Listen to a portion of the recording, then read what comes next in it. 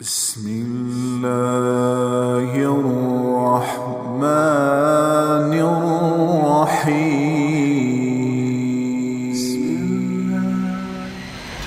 ہمارے فیصل آباد کا واقعہ ہے.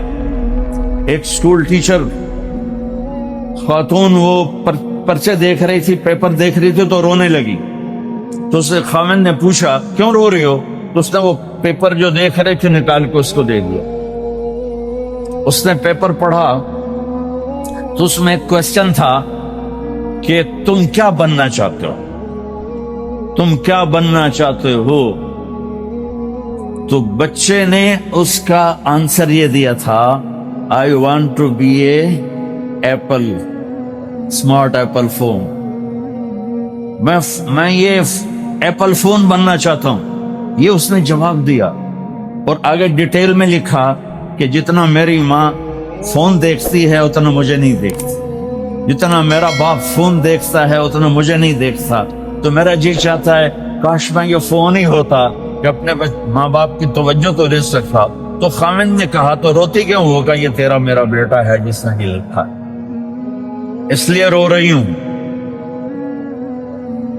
میرے نبی نے 11 گھر آباد کیے صرف ہمیں زندگی سمجھانے کے لیے.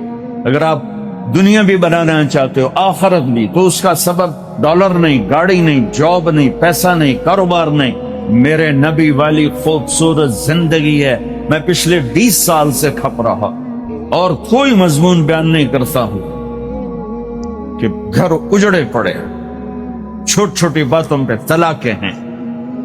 کل ہی مجھے ایک خاتون کا فون آیا، پتہ نہیں کہاں سے اس نے نمبر لے لیا، کہ یہاں تھوڑا سا یہ بات بھی کر دیں کہ جب بچے بڑے ہو کر شادیاں کر لیتے ہیں تو ماؤں کو یوں پھینک دیتے ہیں جیسے ڈسٹ بن کو پھینکا جاتا ہے. ہم مر رہی ہوں، ہم زندہ ہیں، ہم مردہ ہیں، ہمارا کیا حال ہے کچھ پتہ نہیں. بے شک الگ رہیں. اس نے بڑی خوبصورت بات کی اس بیوی نے کہ الگ رہنا کوئی عیب نہیں، الگ ہو جانا عیب ہے. تو اپنے آپ کو ایسا نہ بناؤ کہ والدین سے، میرے نبی نے فرمایا کاش میری ماں زندہ ہوتی اور پھر تم دیکھتے کہ میں عشاء کی نماز کے مصلی پہ کھڑا ہوتا اور سورۃ فاتحہ پڑھ رہا ہوتا اور ادھر میرے گھر سے میری ماں کہتی محمد، تو میں نماز توڑ کے کہتا لبیک اماں جی. اپنے زندگی میں خوشی لانا چاہتے ہو تو میرے نبی والی زندگی سیکھو. اللہ کے واسطے نبی کی زندگی پڑھو، اللہ کے واسطے قرآن پڑھو، اللہ کے واسطے علماء سے جوڑ بیٹھاؤ، اللہ کے واسطے. اب تو کتابوں کی ضرورت ہی نہیں ہے. فون ہر شاید نے ٹھوک چڑھنی. فون پہ تم اپنے نبی کی سیرت پڑھو. ایک بہت بڑا تاجر تھا لاہور، وہاں ادھر پاکستان میں. تو ہم کھانے پہ بیٹھے تھے تو اس کے فون کی گھنٹی بجی. اس نے یہاں فون لگایا اور ادھر کھانا شروع کیا. پورا آدھا گھنٹہ وہ لگا رہا. تو میں نے کہا توڑے نہ کاروبار کا کی فائدہ، تجھے تو روٹی جو کے بھی نہیں رہ گئے.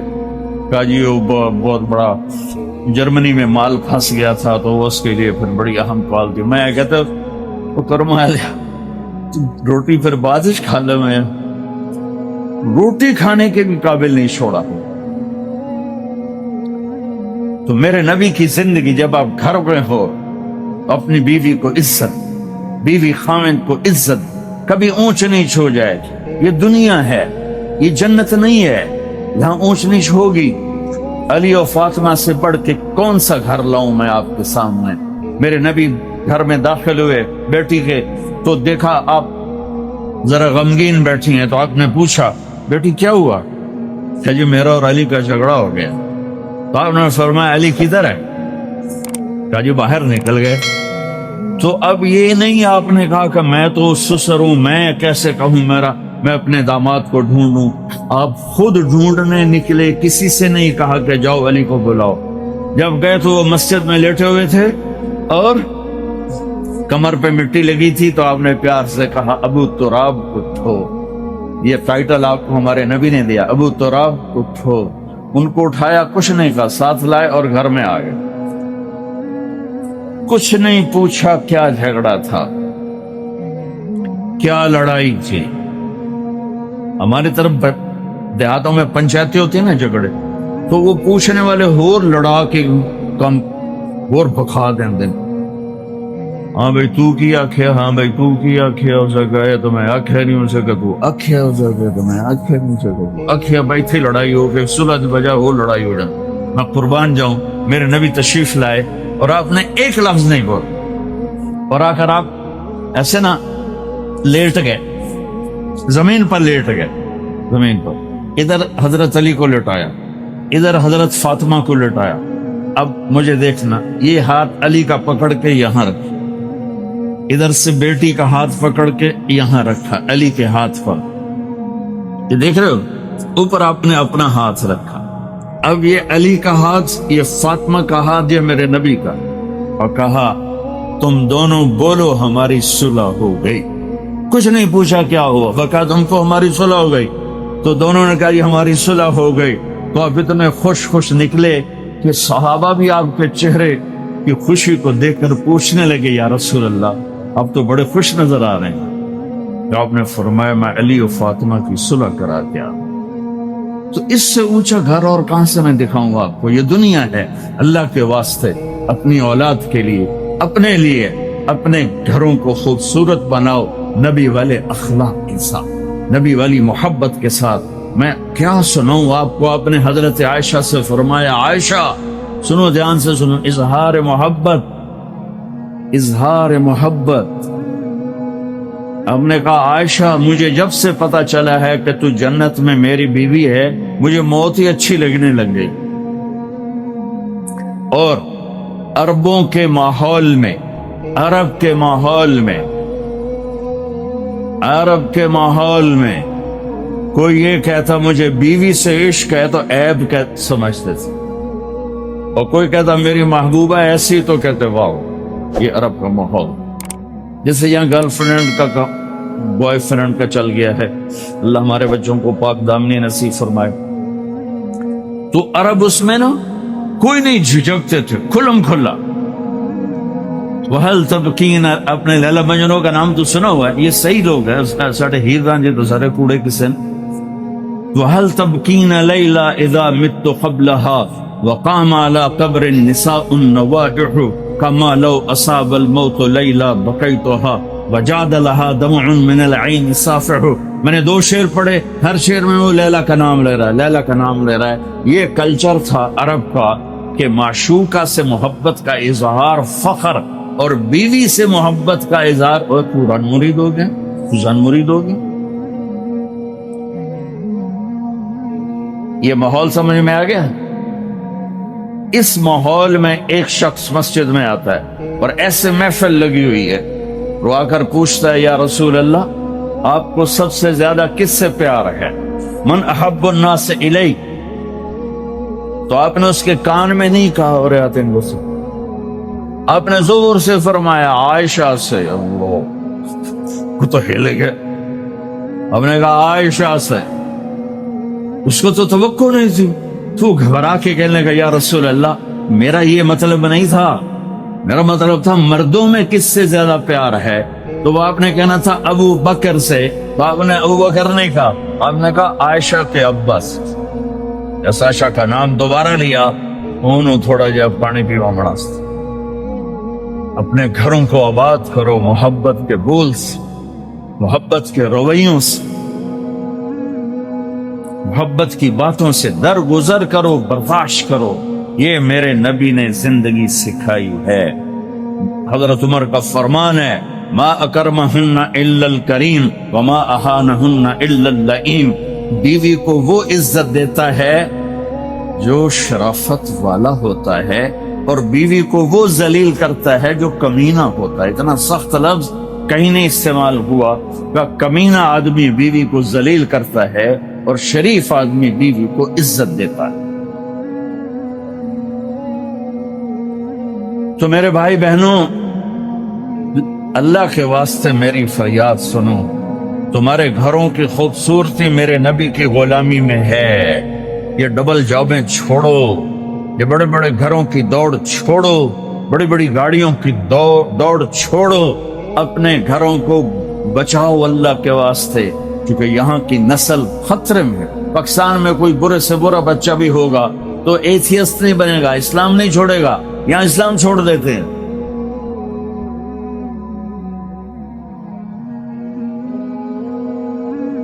मैं आपको अपने घर की बता रहा था, एक बच्चा मुझे मिलने आया, कहने लगा जी मैंने पूरे पाकिस्तान में टॉप किया है एफएससी में, और किंग जो टॉप करते हैं वो किंग एडवर्ड मेडिकल यूनिवर्सिटी में जाते हैं।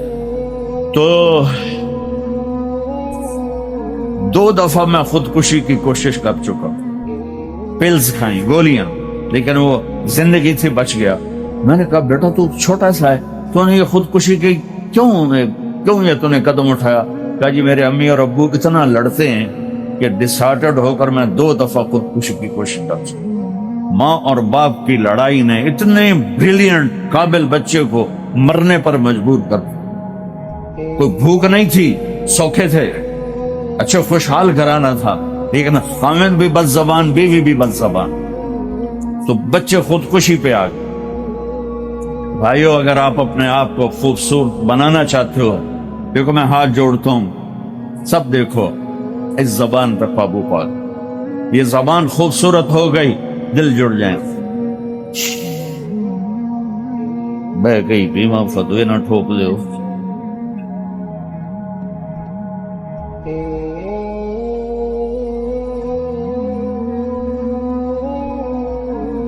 हमारी एक धोबन थी मासी शरीफा, 85 में बेचारी हो गई, छोटा कद तो बड़ी लड़ाक था।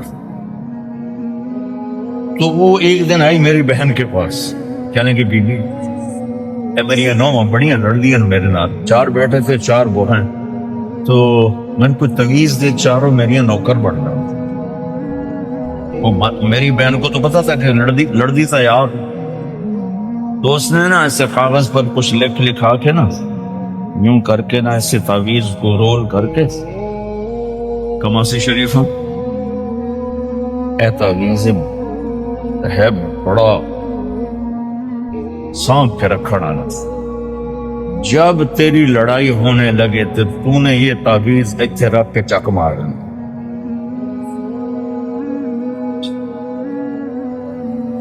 तो मेरी बहन ने क्या तरीका इस्तेमाल किया, मासी शरीफों को चुप करवाया।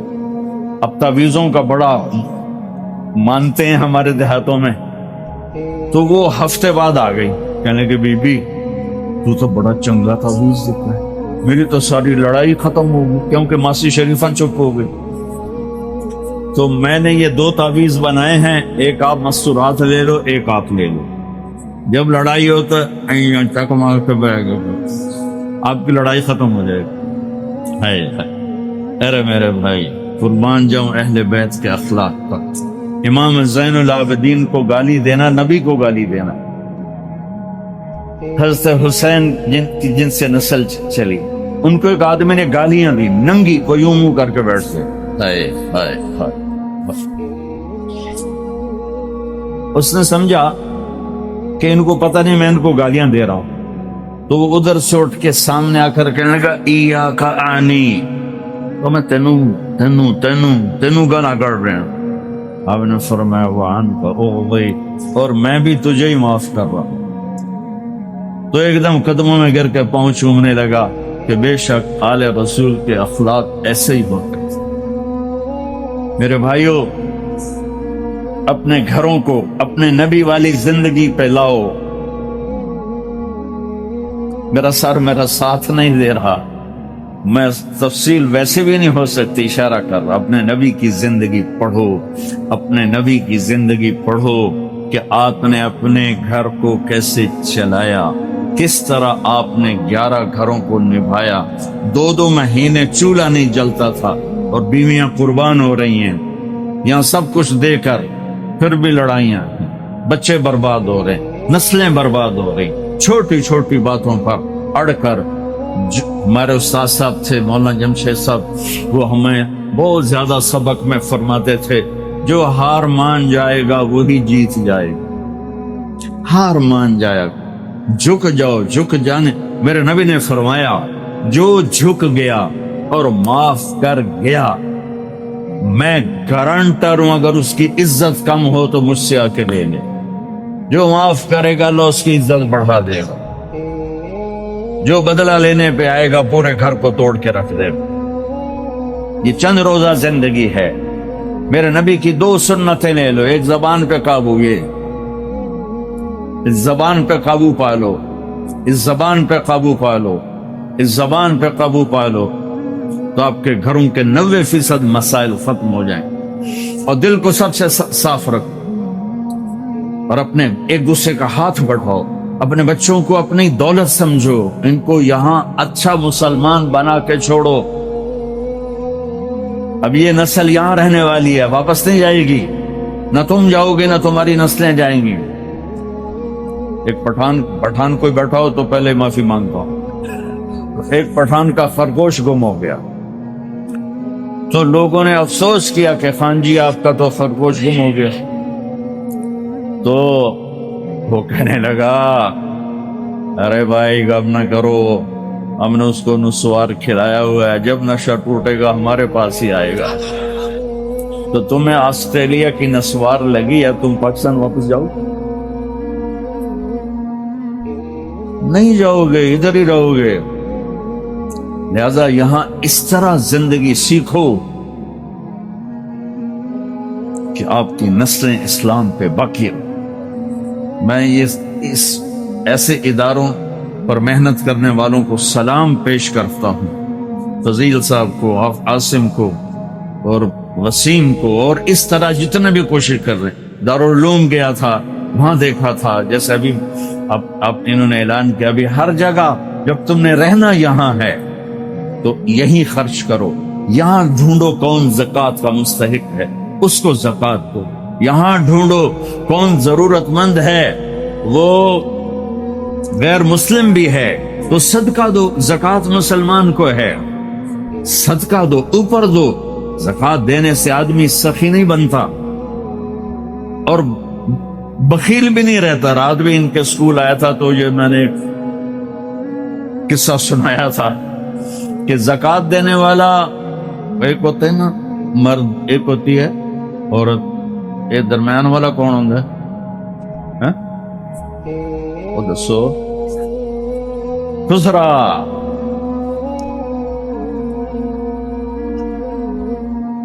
تو زکوٰۃ دینے والے جو ہوتے ہیں نا وہ بخل سے نکل آتے ہیں، سخاوت میں جاتے نہیں تو وچکارلے بڑھ جاتے ہیں. تو صدقہ بھی دیا کرو. خسرو پرویز ایران کے بادشاہ کے پاس ایک آدمی مچھلی لایا، اس کو بڑی پسند آئی تو اس نے شاہی جوش میں کہا 4000 درہم دے دو. بہت بڑی دولت تھی، جیسے $4000 سمجھو ایک مچھلی. تو اس کی بیگم نے اس کے کان میں کہا یہ کیا کیا؟ دربار تھا کہ 4000 تم ایک مچھلی پہ دے رہے ہو تو خزانہ خالی ہو جائے، واپس لو اس سے پیسے اور مچھلی واپس کرو. انہوں نے کہا میں بادشاہ ہو کر پیسے کیسے واپس لو، یہ تو ہو ہی نہیں سکتا. انہوں نے کہا میں بتاتی ہوں، تم اس کو بلا کے پوچھو بھائی یہ مچھلی کیا ہے، نر ہے یا مادہ؟ وہ کہے گا نر ہے، تم کہنا ہمیں مادہ چاہیے تھی، یہ تمہاری مچھلی ہمارے پیسے دو. اگر وہ کہے یہ مادہ ہے تو تم کہنا بھی ہمیں نر چاہیے تھا، یہ تمہاری مچھلی ہمیں پیسے دو. ہاں ہاں ہاں. کبھی اس کو بلاؤ بلاؤ بلاؤ بلاؤ. وہ باہر نکل گیا تھا، اس کو بلاؤ. او بھائی یہ مچھلی نر ہے یا مادہ؟ ہوئی کو پیو تو پوتر اسے کہ صحیح ہے ہی جڑا ہے، یہ نہ نر ہے نہ مادہ. میں نے کہا 4000 اور دے دو. تو میرے بھائیو، آسٹریلیا اگر آپ کے پاس پاسپورٹ ہے تو یہ آپ کا ملک ہے، یہ آپ کا دیش ہے.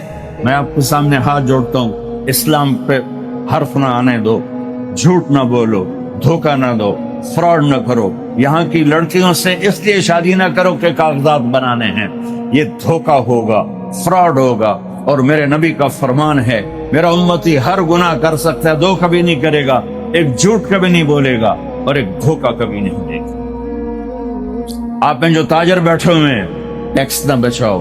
جو جابین ہیں ان کا ٹیکس تو اپنے آپ پڑ جاتا ہے، لیکن یہ جو تاجر ہیں یہ ہیرا پھیری کر کے ٹیکس بچاتے ہیں. تو میں آپ کے سامنے ہاتھ جوڑتا ہوں، سچائی پر پیسہ قربان کر دو، پیسے پر سچائی کو قربان نہ کرو. اگر تمہاری کمائی 1 लाख है तो 1 लाख शो करो, और उसके ऊपर जितना टैक्स बनता है अदा करो। अल्लाह तुम्हें पता नहीं कहां कहां से देगा। देखो ये लोग आप पे लगाते हैं, आप पर खर्च करते हैं, आपका हर सहूलत का ख्याल करते हैं। आप इस्लामी मुल्कों में 50 साल भी गुजार दो तो आपको पासपोर्ट नहीं देते।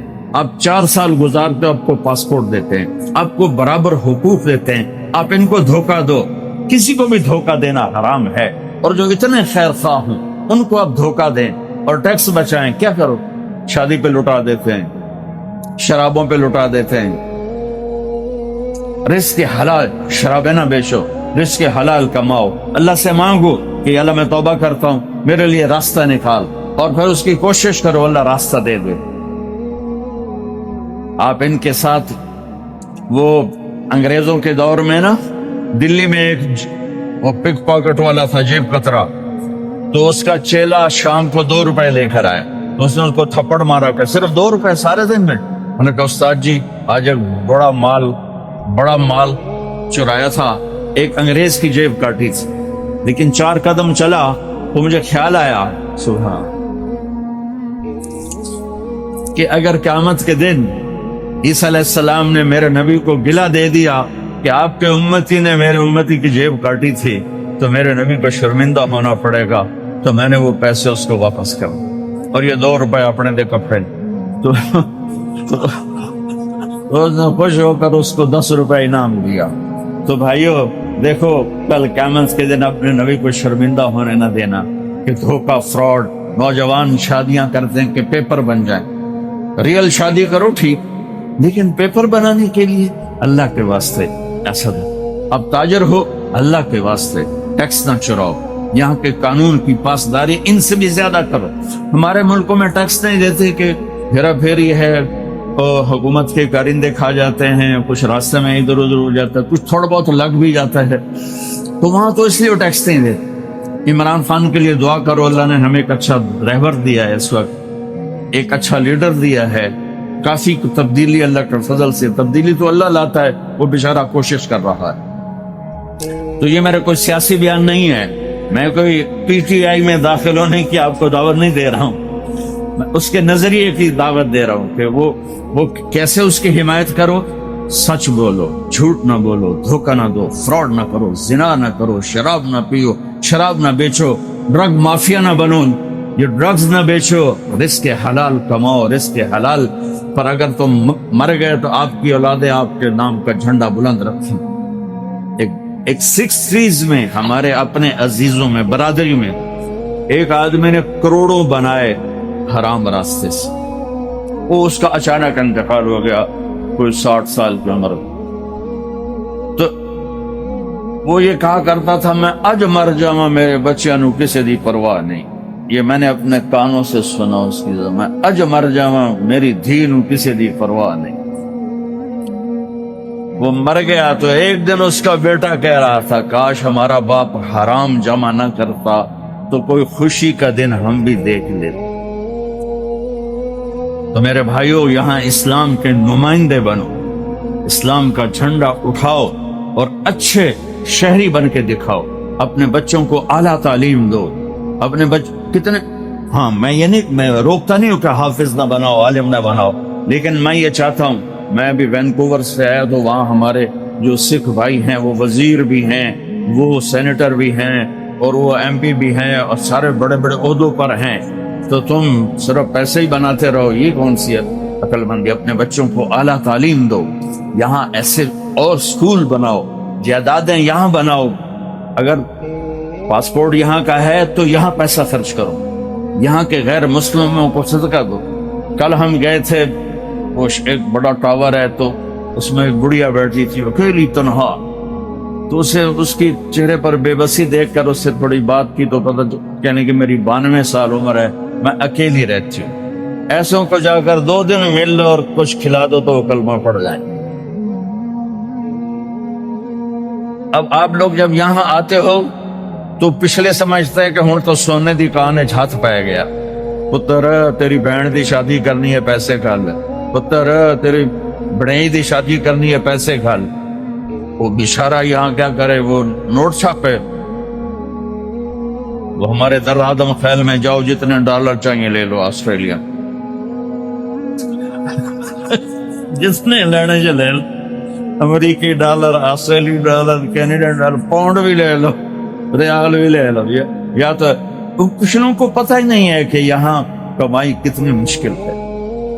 تو میں نہیں کہتا ہوں کہ اپنی بہنوں کی شادیوں کے لیے نہ کرو، اپنے رشتہ داروں کے لیے نہ کرو، لیکن پہلے اپنے بیوی بچوں کو دیکھو، پہلے یہاں اپنے پہلے جن کے والدین یہاں ہیں ان سے کہتا ہوں ماں باپ کو ٹائم دو، ماں باپ کو عزت دو، اور ماں باپ سے کہتا ہوں اگر جوائنٹ فیملی سسٹم ہے تو آنے والی بہو کو تنگ نہ کرو، اپنے بچے کی زندگی کو برباد نہ کرو۔ ایک حد ہے، یہ خامد کے ذمہ، بچے کے ذمہ ہے۔ ماں باپ کو اپنی عزت دے، اولاد بیوی کو اپنی عزت دے۔ اگر آپ اپنی اولاد کے خرچوں سے بعد بھی پیسہ بنتا ہے تو پھر اپنی کسی بہن کی، بھتیجی کی، بھانجی کی، بھائی کی شادی کرنی تو پیسہ بھیجو، لیکن اس طرح بچوں کو تنگی میں ڈال کے، اپنے آپ کو تنگی میں ڈال کے، ڈبل شفٹیں کر کے یہ ظلم نہ کرو کہ نماز بھی گئی، روزہ بھی گیا، قرآن بھی گیا، مسجد بھی گئی، جانوروں کی طرح لگے ہوئے۔ یہ کیا زندگی؟ تو بھائیو، اپنے نبی کی پیاری زندگی کو سیکھنے کی نیت کرو۔ یہ تبلیغ کا کام اسی کی محنت ہے۔ میں زیادہ نہیں مانگتا ہوں، سارے مجمع سے کہتا ہوں صرف ایک ویکنڈ مہینے میں تبلیغ میں لگا لیا کرو، آپ کو بہت فائدہ۔ اور آج کے بعد نیت کرو کہ جھوٹ نہیں بولنا، ٹھیک ہے، دھوکہ نہیں دینا، رزق حرام نہیں کمانا۔ اور آخری بات ہے، اگر آپس میں کسی سے لڑے ہو صلح کرو، معاف کرو۔ خاص طور خامد اور بیوی لڑے ہوں، دیکھو عجیب بشارت سناتا ہوں، خامد اور بیوی لڑے ہوں اور وہ آپس میں صلح کر لیں تو اللہ ان کے پچھلے سارے گناہ معاف کر دیتے۔ اللہ کو خامد بیوی کی صلح اتنی محبوب اور اتنی پسند۔ باقی جس سے بھی کوئی لڑائی جھگڑا ہے، آپ ایسی اپنی ایسوسیشن بناؤ کہ جس میں یہ جھگڑے آئیں، عدالتوں میں مت جاؤ، اپنے بناؤ، اس میں ایسے اہل علم لوگوں کو ڈالو کہ وہ آپ کے جھگڑے پنچایت کے طور پر مٹائیں۔ عدالتوں میں جا کر تو پھر وہ مزید بڑھتے بات بڑھ جاتی ہے۔ آپ ایک معاشرہ بنو، یہیں شادیاں کرو، یہیں بچے بچیوں کی شادیاں، یہاں کی بچی یہاں کا بچہ ہو تو کمپرومائز ہو جائے گا۔ وہاں سے بچی آئے یا بچہ آئے، وہ اس ماحول میں ایڈجسٹ نہیں ہوتا، پھر مصیبتیں پڑتی ہیں، مشکلیں پڑتی ہیں، طلاقیں ہوتی ہیں۔ بہرحال یہ تو خالی ایک میرا مشورہ ہے، یہ میرا کوئی نصیحت نہیں، مشورہ ہے۔ اگر آپ کر لیں گے، جب آپ نے یہاں رہنا ہے تو یہیں ایک معاشرہ بناؤ۔ تو سارے بھائی اس کی نیت کرتے ہو نا؟ تو آخری بات جو میں نے کی تھی دھیان سے سن لینا کہ کسی سے ناراض ہو تو اٹھ کے صلح کر لیں، ٹھیک ہے نا؟ سارے بھائی نیت کرتے ہو؟ آپ کو پتا ہے کہ میرے داماد ہیں، میرے بچوں کے باپ ہیں، حسنین رضی اللہ عنہ ماں کے والد ہیں۔ حسنین رضی اللہ عنہ کون ہیں؟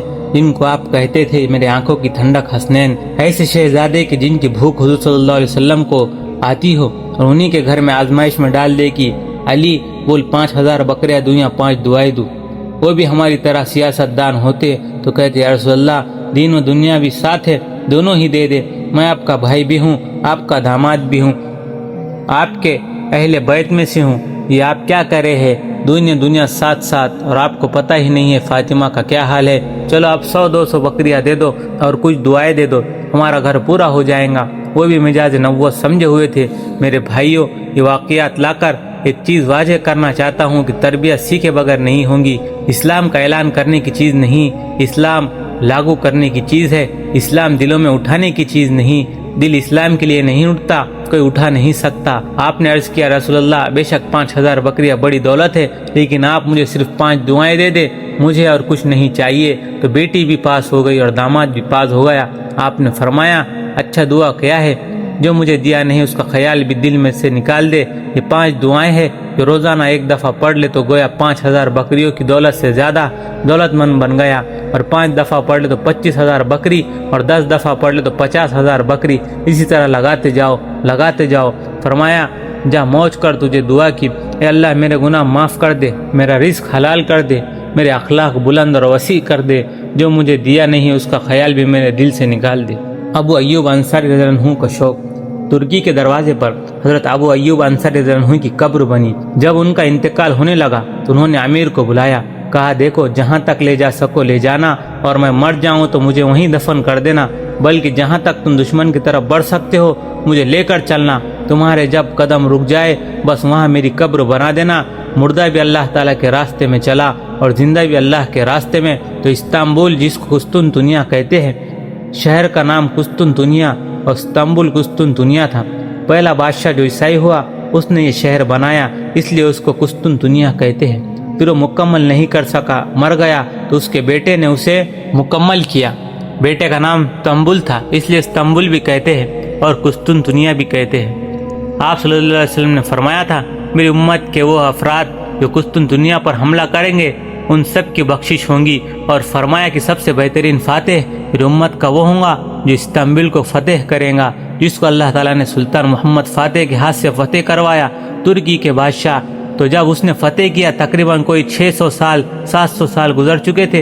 अब वो अय्यूब अंसारी रज़ियल्लाहु अन्हु का वहाँ इंतकाल हुए। तो जब उनकी कब्र का कोई निशानी नहीं नजर आ रहा था, चारों तरफ देखा कहीं पता नहीं चला, तो वहाँ एक बहुत बड़े अल्लाह के वली थे, लश्कर में बड़े साहिब निस्बत। उनको मोहम्मद फातेह ने कहा कि आप कोई ऐसी रहनुमाई फरमाए। उन्होंने किले की दीवार पर बैठकर मुराकबा किया। उसके बाद वहाँ इरशाद फरमाया यहाँ खुदाई करो। वहाँ खुदाई की तो 3-4 हाथ नीचे जब जमीन खोदी तो कब्र निकल आई पूरी महफूज। उन्होंने कहा ये कैसे पता चला कि ये वही कब्र है? तो फरमाया चारों तरफ जुल्मत है, और फरमाया ये वो जगह है जहाँ से नूर उठता है और आसमान तक जाता है। चारों तरफ अंधेरा ही अंधेरा है, चारों तरफ कुफ्फार ही कुफ्फार थे। कहा यहाँ से नूर उठता है और आसमान की तरफ को चला जाता है। हिज्जाज के दरबार में एक केस आया, उसके कत्ल का हुक्म दिया। एक खातून थी साथ, छोड़ दे तेरी बड़ी मेहरबानी। कहने लगा एक चुन लो, एक बेटा था, एक खाविन था, एक भाई था। तो कहने लगी, तो हिज्जाज से कहने लगी खाविन भी मिल जाएगा, बच्चे और भी पैदा हो जाएंगे, माँ बाप भी मर गए, भाई अब कोई नहीं मिलेगा, मेरा भाई छोड़ दो, बाकी सबको कत्ल कर दो। तो हिज्जाज ने कहा तेरे हुस्ने इंतखाब पर तीनों को छोड़ता हूँ। भाई भाई से लड़े, पैसे पर, जायदाद पर, फैक्ट्री पर, चंद टंकों पर, बहनें बहनों से लड़े, जेवर पर, कपड़ों पर, रिश्तों पर, क्या जुल्म सितम, क्या दीवानगी।